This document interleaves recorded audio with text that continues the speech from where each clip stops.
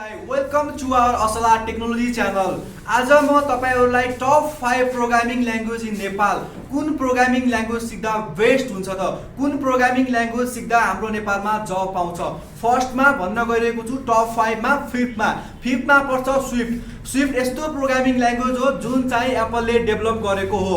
Swift programming language mainly iOS डेभलपमेन्टको लागि use गरिन्छ।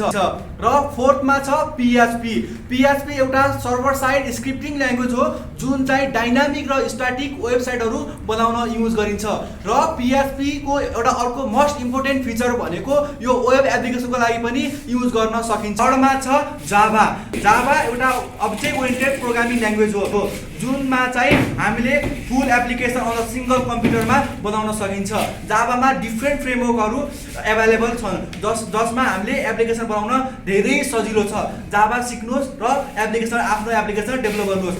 2 मा पर्छ जाभास्क्रिप्ट एउटा क्लाइन्ट साइड स्क्रिप्टिङ ल्याङ्ग्वेज हो। जाभास्क्रिप्टमा वेब पेजेसहरु पनि बनाउन सकिन्छ। JavaScript mainly focus for business application बनाउन पनि जाभास्क्रिप्ट युज गरिन्छ। फर्स्टमा छ पाइथन। हजुर पाइथन भनेको यस्तो इम्पोर्टेन्ट प्रोग्रामिङ ल्याङ्ग्वेज हो। पाइथन सिक्न पनि अत्यन्तै सजिलो छ। पाइथन सिक्न धेरै सजिलो। यसमा पाइथनमा सिन्ट्याक्स पनि धेरै सजिलो छ।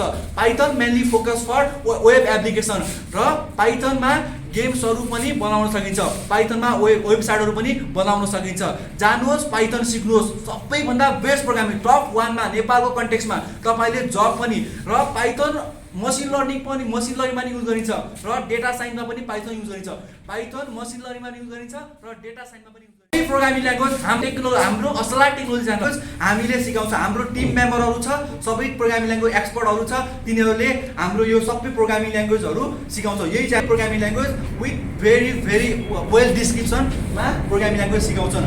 के नडराउनुहोस्, आउनुहोस् हाम्रो च्यानलमा वेलकम छ तपाईलाई। यस्तै नयाँ टेक्नोलोजी र प्रोग्रामिङ ल्याङ्ग्वेज सम्बन्धी केही जान्नु छ भने हाम्रो च्यानललाई सब्स्क्राइब गर्न नभुल्नु होला र हाम्रो च्यानललाई बेल आइकन थिच्न नभुल्नु।